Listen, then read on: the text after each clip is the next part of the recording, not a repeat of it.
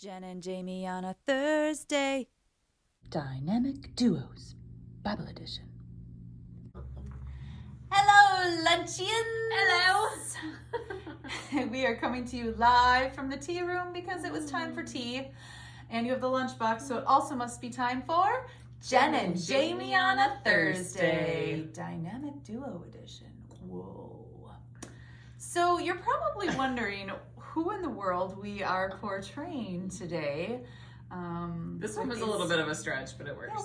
It does work because we are portraying a queen and a princess. So the goal was that a queen welcomes the princess into her family.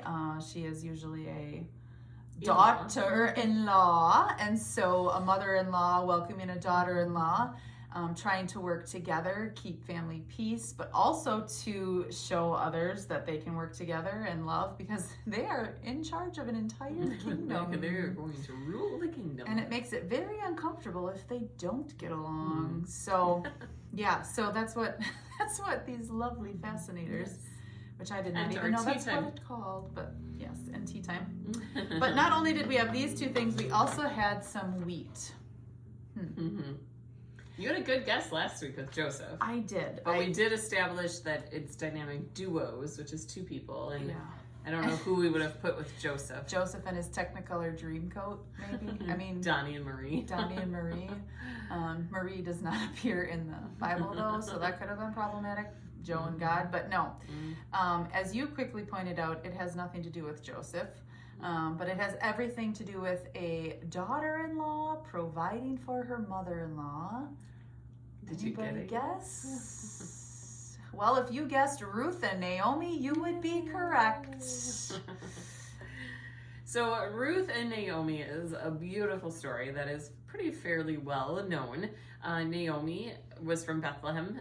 She was married, had 2 sons. But at the time, there was a famine in Bethlehem, and so they left and they went to Moab. Oh, too bad they didn't know Joseph. He could have helped. He could have helped, or at least given some warning or something. And so they went to Moab, where the sons married 2 Moabite women. Clutch the pearls. Israelite men marry Moabite women? I know. So the boys married Orpah and Ruth, but then tragedy struck. And the men died. So Naomi's husband died. And then both of Naomi's sons died. So at this point in time, then, the girls are free to go back to their family because there was no way for Naomi to be able to provide for them. There was no other sons or no other family for them to marry into. And so Orpah did. She left and she went back to her family. But Ruth replied, "Don't urge me to leave you or to turn back from you. Where you go, I will go. And where you stay, I will stay. Your people will be my people, and your God, my God. Where you die, I will die. And there I will be buried. May the Lord deal with me, be it ever so severely, if anything but death separates you and me." Ruth made a promise to Naomi that she was going to stay with her, never leave her, and take care of her. So together then, Naomi and Ruth headed back to Bethlehem, where Ruth's purpose then began to be just to provide for the family. And so she would head out to the fields and glean the wheat, kind of do all those pieces that fall to the side when they're harvesting. And so she would take the pieces that were left then for the widows that the landowners would leave. And that would help provide for her and Naomi. They could make things, they could eat, they would then survive. Through this then, Ruth met Boaz, who is the landowner. And Boaz then fell in love with Ruth, looked up to her and respected her because of what she had done. They got married and then had a very long and happy life together. In which they included Naomi as the mother-in-law. I mean, she is welcomed into that family as well.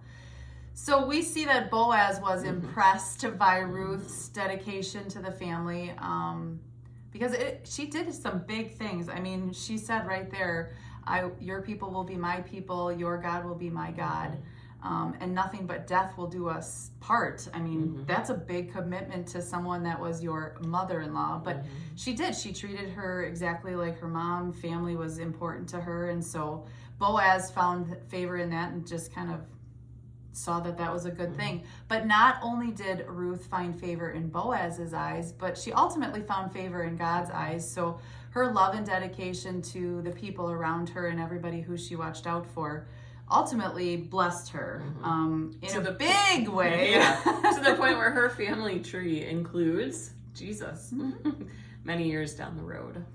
So yes, so what makes Ruth and Naomi a dynamic duo?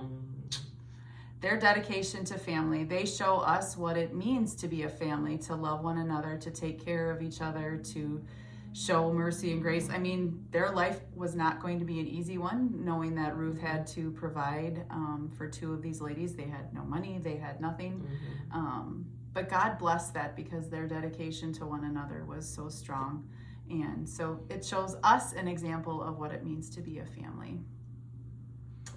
All right, so with that being said, it is time for What's in the lunchbox?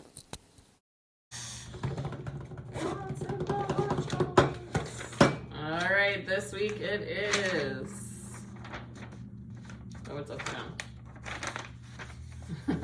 Either way you look at that, that looks gross. What is that? Raisin cake.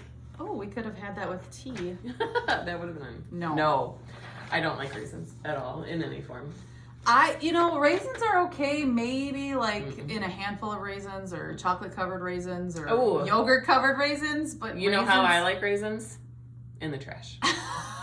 I thought you were gonna say as grapes and wine. Well, grapes. I do like raisins as grapes. I do like raisins as grapes. No, raisins don't belong in things. But seriously though, a raisin cake, like it's in the Bible.